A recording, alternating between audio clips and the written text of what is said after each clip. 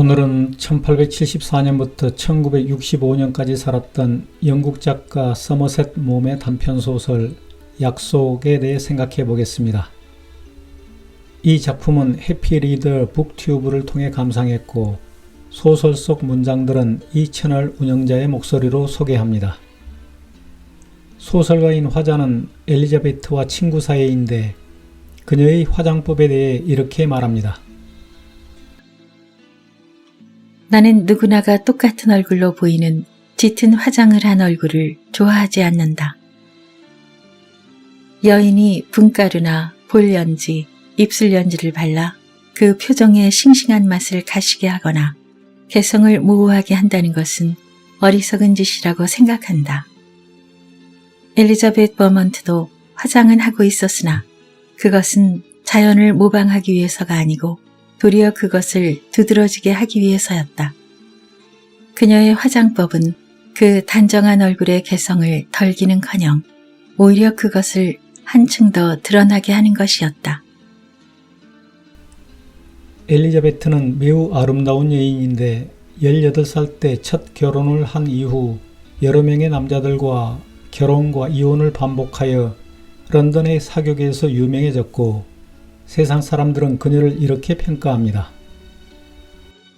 그녀는 너무 거만하다 보니 조심성 있게 행동할 줄 모르고 앞뒤를 헤아리지 않다 보니 결과 따위는 아랑곳하지 않았으므로 2년도 못 되어 놀랄만한 스캔들을 일으키며 그녀의 남편과 이혼하고 말았다.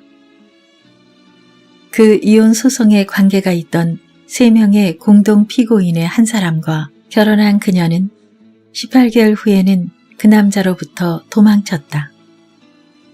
그러고는 연달아 애인이 생겼다. 그녀의 놀랄만한 미모와 난잡한 행동은 세인의 눈총을 받았고 무사람의 입에 오르내렸다. 그녀는 솔직함과 고결함과 용기를 지니고 있었다. 결코 위선자는 아니었고 관대하고 성실했다. 마음속에 생각하고 있는 것은 무엇이든 거리낌 없이 척척 말하는 솔직함이 돋보였다. 그리고 제법 위트가 있는 여인이기도 했다. 그녀는 언제나 유머를 섞어가며 재미나게 자기의 야단스럽던 과거지사를 기꺼이 들려주었다. 별의별 일이 있긴 했으나 그녀는 정직한 여인이었다.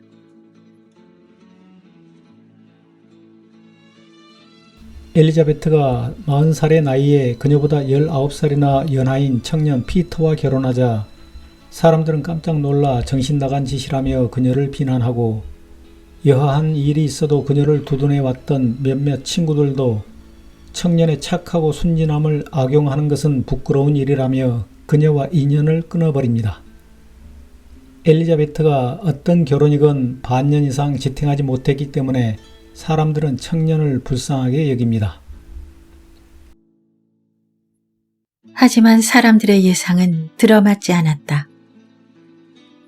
시간이 흘러 그녀의 마음에 변화가 생긴 때문인지 혹은 피터 버먼트라는 그 청년의 순진하고 단순한 애정이 그녀를 감동시켰는지 나로서는 알 수가 없지만 어쨌든 그녀가 그 청년에 대하여서는 모범적인 아내가 되었다는 것은 사실이었다.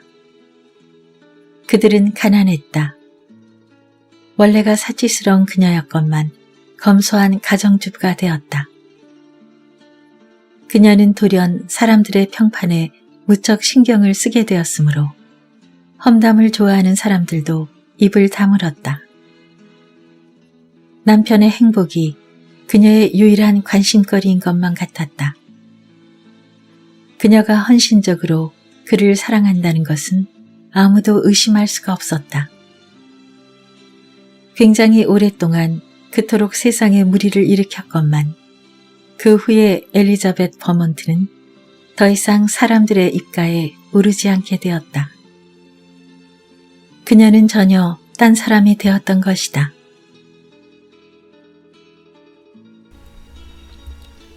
그로부터 10년 후 그녀의 남편이 귀족 집안의 소녀와 사랑에 빠졌다는 소문이 떠돌고 그리고 엘리자벳 버먼트가 지금껏 자기 자신의 경험에서는 일어난 적이 없는 사태에 대해서 과연 어떻게 나올 것인가 하고 사람들은 궁금해하고 있었다. 사랑하는 사람을 내팽개친 것은 항상 그녀 쪽이었지 남자 쪽에서 그녀를 버리거나 하는 일은 없었던 것이다. 화자인 나는 카페에서 우연히 그녀를 만나는데 잠시 후 남편을 만나 이혼해달라고 부탁할 예정이라고 말합니다. 3시에 피터와 만나기로 되어 있어요.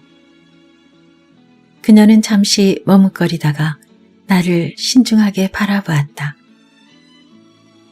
오늘 아침 피터에게 전화를 걸어서 3시에 만나자고 요구했거든요. 저와 이혼해달라고 부탁을 할까 해서요. 나는 그녀의 말에 너무 놀라 얼굴이 상기되는 것 같아 무엇라고 말해야 좋을지 몰랐다. 왜 굳이 이혼을 하려고 하십니까? 바바라 켄트는 젊고 예쁘고 정말 착한 여자예요. 그들이야말로 천생연분이죠. 더구나 피터의 그 여자에 대한 열이 식는다고 해도 우리들 사이가 전처럼 될 리는 만무하잖아요. 지금 저 사람들은 서로 사랑하고 있고 사랑의 세계에선 현재만이 문제니까요. 전 피터보다 19살이나 위고 남자는 자기 어머니 뻘 되는 나이의 여자를 일단 사랑하지 않게 되면 그 여자를 다시 사랑하게 될 줄 아세요? 선생님은 소설가시니까 그만한 사람의 심정은 알고도 남음이 있을 텐데요. 하지만 당신은 왜 굳이 그런 희생을 하려고 하십니까? 10년 전 그이가 저더러 결혼해달라고 청혼했을 때 만약 해방되기를 원한다면 그렇게 해도 좋다고 제가 약속했답니다.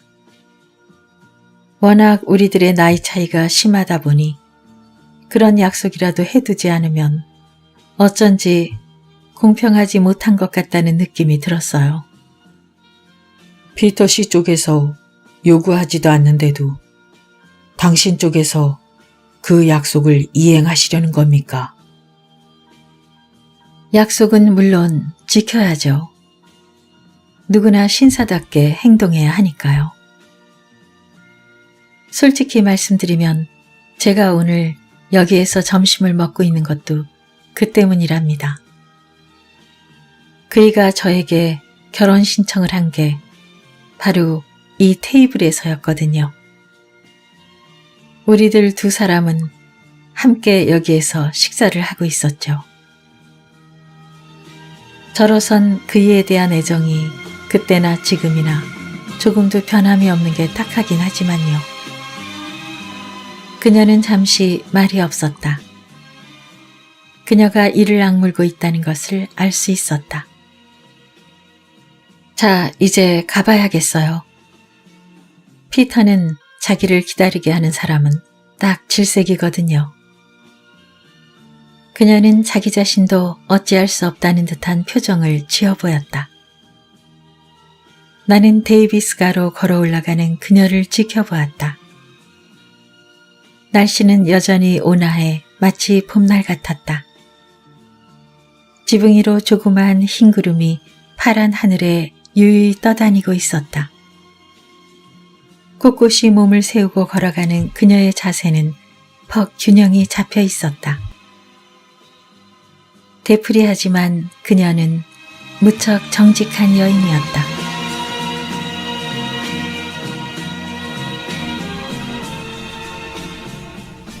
나는 수수하게 화장을 하는 소설 속 주인공 여인이 좋습니다. 적극적으로 사랑을 하고 아니다 싶으면 과감하게 이혼하는 용기 있고 진보적인 그 여인이 좋습니다. 자신을 희생하면서 약속을 지키는 그녀가 참 좋습니다. 솔직하고 당당하고 정직한 그녀가 참으로 아름답습니다. 감사합니다. 되풀이하지만 그녀는 무척 정직한 여인이었다.